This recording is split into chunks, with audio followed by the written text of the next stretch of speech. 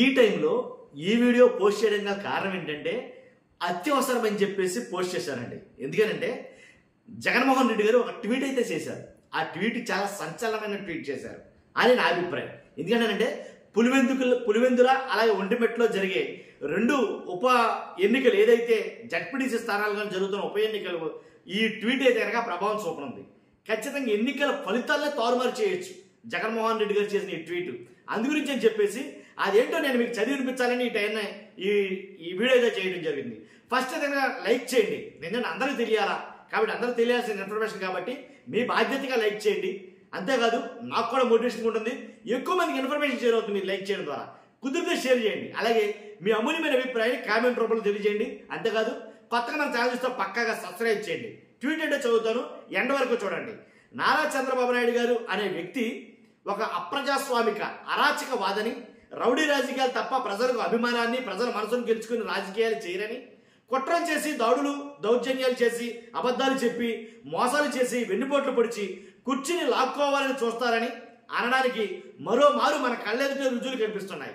Pulivendula Vontimitta ZPTC స్థానాల ఉప ఎన్నికల్లో ప్రజాస్వామ్యానికి పాత్ర వేస్తూ ఆయన చేస్తున్న నిస్సిగ్గు బరితెగింపు రాజకీయాలే దీనికి సాక్ష్యాలు.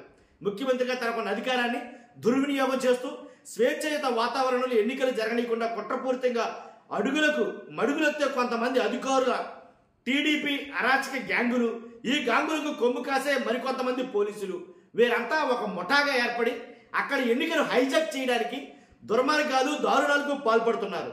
చంద్రబాబు గారు అమలు చేస్తున్న కుట్రపూరిత పథకాన్ని ఒకసారి చూస్తే పాయింట్ వైజ్గా రాసుకొచ్చారు ఆయన. ఒక పాయింట్ ఏంటంటే పులివెందుల ఒంటిమిట్ట జడ్పీటీసీ స్థానాల్లో ఉప ఎన్నికలకు నోటిఫికేషన్ వచ్చింది. మొదలు పోలీసుల అరాచకాలు పెరిగిపోయాయి. వందల మంది వైఎస్ఆర్సీపీ నాయకులను కార్యకర్తలను బైండ్ ఓవర్ చేశారు. తమ జీవితంలో ఎప్పుడూ పోలీస్ స్టేషన్ గడప తొక్కని వారిని, ఎలాంటి కేసులు లేని వారిని కూడా బైండ్ ఓవర్ చేసి వైఎస్ఆర్సీపీ తరఫున పనిచేస్తున్న వారిని, ప్రచారం చేస్తున్న వారిని పోలీసులను ఉపయోగించుకుంటూ భయభ్రాంతులకు గురి చేస్తున్నారు. ఇది ఎప్పటికీ కొనసాగుతూనే ఉంది.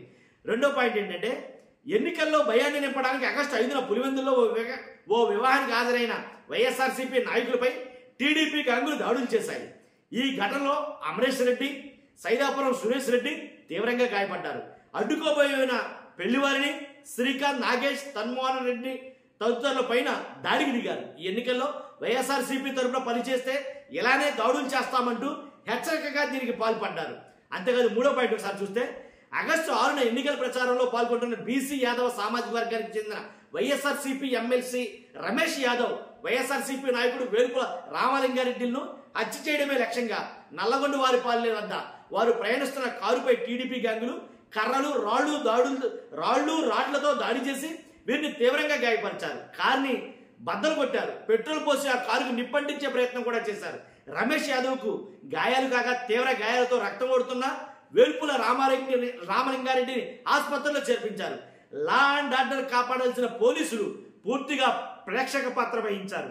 వైఎస్ఆర్సీపీ నాయకులు ఎవరిని పల్లెల్లో తిరగనీయకూడదని, ఒకవేళ అలా చేస్తే ఈ రకంగా దాడులు చేస్తామన్న సంకేతాలు ఇవ్వడానికి టీడీపీ గ్యాంగులతో ఈ దారుణానికి ఒడిగట్టారు. తప్పు చేసిన వారిని అరెస్టులు చేయాల్సింది పోయి ఆగస్టు 6న మధ్యాహ్నం 3:30 వైఎస్ఆర్సీపీ నాయకులపై తప్పుడు కేసులు పెట్టారు.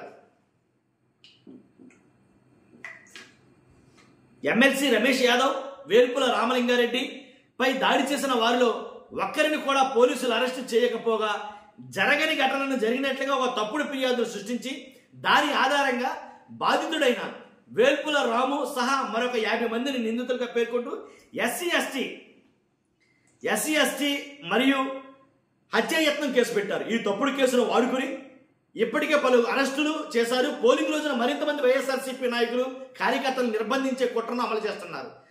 ఐదో పాయింట్ చూస్తే ఆగస్టు 8న వైఎస్ఆర్సీపీకి చెందిన ఒక నాయకుడిని బెదిరించి భయపెట్టి ప్రలోభపెట్టి తమ వైపు లాక్కుని అలా పార్టీ మారిన వ్యక్తి నుంచి తప్పుడు ఫిర్యాదు తీసుకుని తప్పుడు కేసు పెట్టి దాని ఆధారంగా వైఎస్ఆర్సీపీకి చెందిన రాఘవరెడ్డి, గంగాధర్ రెడ్డి, వైఎస్ భాస్కర్ రెడ్డి, చెవిరెడ్డి, శివశంకర్ రెడ్డిలకు నోటీసులు జారీ చేశారు.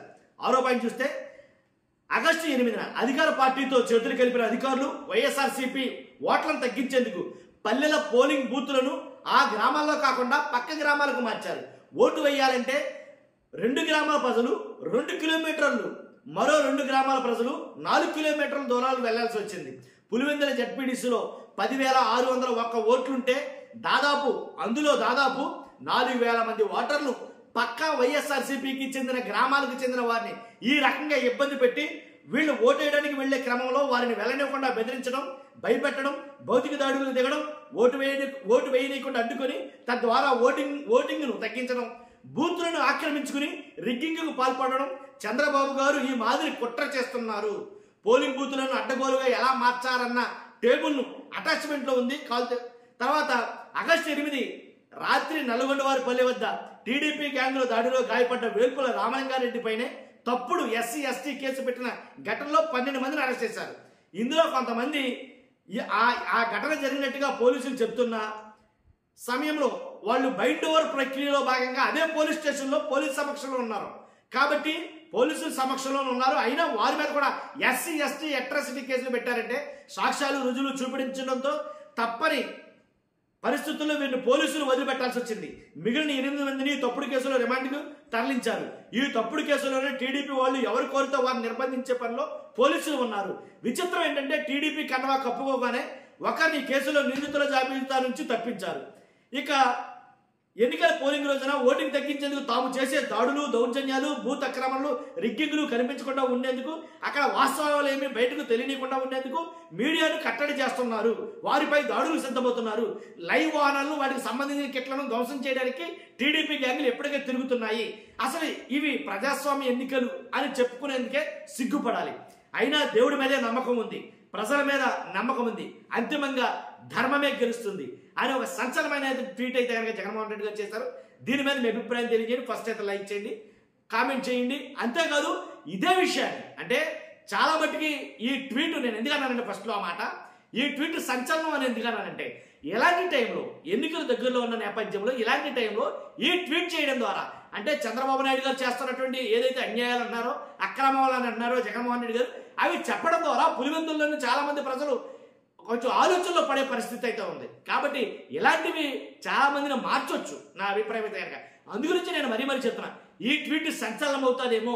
ఇప్పుడు అధినాయకుల మాట నోట్లోంచి ఏమొచ్చినా సరే చాలా ఇంపార్టెంట్గా జనాలు చూస్తారు.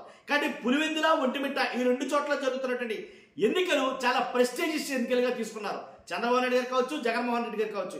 కానీ ఇంత ప్రతిష్టాత్మకంగా ప్రెస్టీజియస్గా తీసుకున్న ఎన్నికలు కాబట్టి చాలా ఎలా అంటే ఈ ఎన్నికలు ఎలా జరగాలో అనే దానికన్నా ఎలా జరుగుతున్నాయని రాష్ట్రం మొత్తం ప్రజలందరూ అటువైపు చూడటం అయితే జరిగింది. డబ్బు, మద్యం, భయం, అలాగే మొత్తం అన్ని కాదు, ఏదో సామెత చెప్పినట్టు అన్ని రకాల సామధాన దండోపాయాలన్నీ అక్కడైతే వాడుతున్నారు. దాంట్లో ఎలాంటిది ఒకటి లేదు. కానీ ఎన్నికలు అందరూ చూస్తున్నారు ఏం జరుగుతుందనే దాని మీద. కానీ పులివెందులు అంటే తెలియదే ఉంది నీకు, జగన్మోహన్ రెడ్డి గారి అడ్డా. కాబట్టి ఆయన ఇలాకాలో జరుగుతున్న ఎన్నికలు అత్యంత ప్రతిష్టాత్మకంగా తీసుకుంటారేమో. చూద్దాం ఎవరు నెగ్గుతారో, ఎవరు ఓడిపోతారో. మీ అభిప్రాయం కూడా కామెంట్ రూపంలో తెలియజేయండి. చూస్తారు మీకు అందరూ కూడా. ఫస్ట్ అయితే లైక్ చేయండి, మీ అభిప్రాయం కామెంట్ రూపంలో తెలియజేయండి. Thank you very much.